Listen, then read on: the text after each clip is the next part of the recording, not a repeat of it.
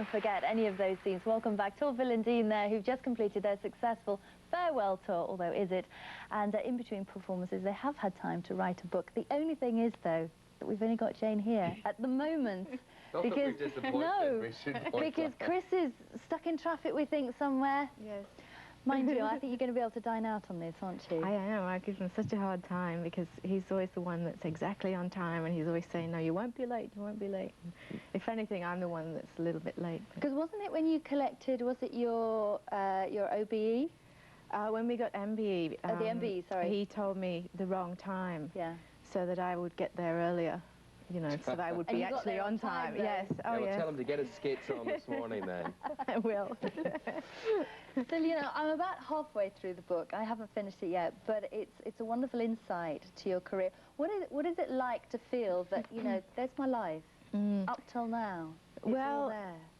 we often thought if this is it and we're going to put it down in writing, then, you know, we try to be as accurate with everything and try and be as open, and because it is an account of our life to date. We wanted to take the time, so it actually took us about a year when we started talking about everything.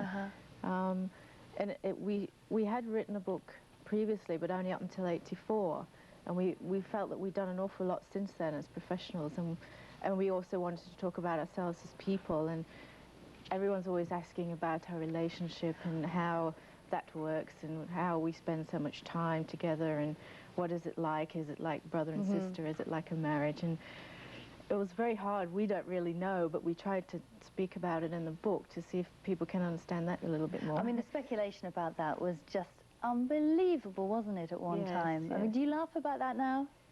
Yes, we do. I mean, at the time it was very frightening and it was very overwhelming because we couldn't understand why people wanted to know that, that information about our private lives, and we thought people were only going to be interested in the actual skating, and that was it. And at the time it was frightening, but then we learnt to handle it, and became sort of a thing about, you know, are you getting married? And we would say, well, not yet. And, you know, if we were, who to? You know, would it be to each other or to someone else? And it's sort of that crossover between sport and out-and-out show business at the end of the day. yeah. You said in the book here, you said this book is an attempt to explain ourselves to ourselves and to anyone who wants to know the realities as opposed to the myths.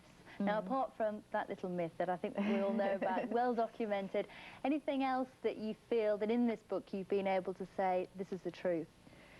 Well, I think a lot of times people think the life is very glamorous, and I think we've explained, you know, sort of the hard work and the unglamorous life, the unglamorous side of it, really, without, I mean, we don't want to sound like we didn't enjoy any of it, but it is true. I think a lot of people who perform would know that.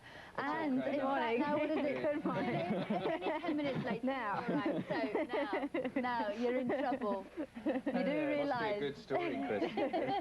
I didn't oversleep or anything. It was just the traffic was against us this morning. You're not going to be allowed to forget this. Anyway, I'm doing fine. I'm doing fine.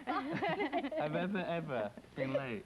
I was just an aeroplane. You should do what they do in New York. They all rollerblade to work, so they do. You'd be quite good at that. I could have done it. We should have got it by the end of the M40. I should have rollerbladed here. I would have been a lot Have you tried quicker. that, rollerblading? Yeah, I've got all the gear, yeah. I mean, do you obviously have a natural aptitude to things like that, do you? It's quite different. Is really it? Is, yes. Yeah. I've mastered going backwards on them, yeah.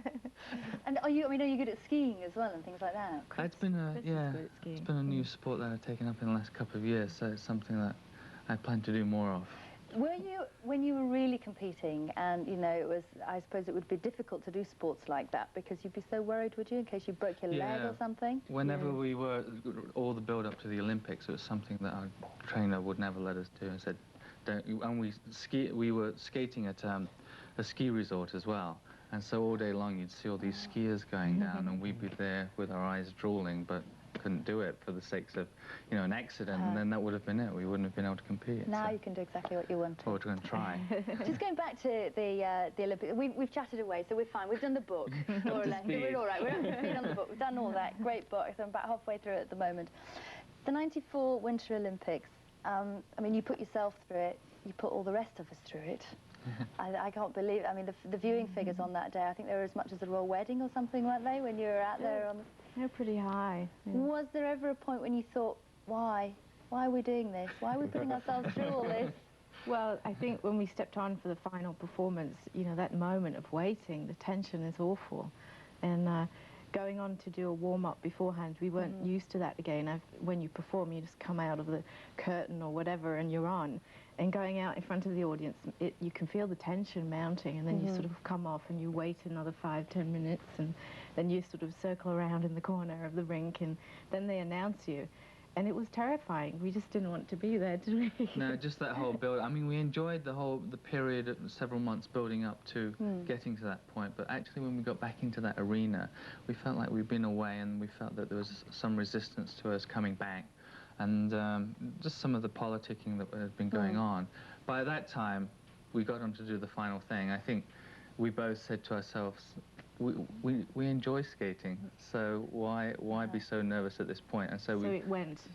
We turned it around, and then we went out and skated, just, well, for ourselves and for everybody who was But you're still involved in competition, which amazed me, because I thought it was just sort of showbiz from here on in. I mean, is that because you need that sort of verification that we're still as good as anybody else around?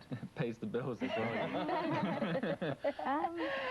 I don't know. I mean, for us now, because we'd finished the tour, the opportunity to do some competitions in America and indeed here in London, it gives us an opportunity to choreograph something new and go in another direction, which we always enjoy doing. So having performed the same show for a year and a half now, it was nice to work on some new pieces. Well, I must say, Christopher, you just skated in there seamlessly. That was a great performance. Segued in nicely. Thank you very much indeed for making it through the traffic this morning. Thank you. Jane, thank you very much indeed for holding forward here, before you arrived. Beautifully. Beautifully. Thank you very much. She knows all indeed. the answers Great anyway. times. Thank you very much.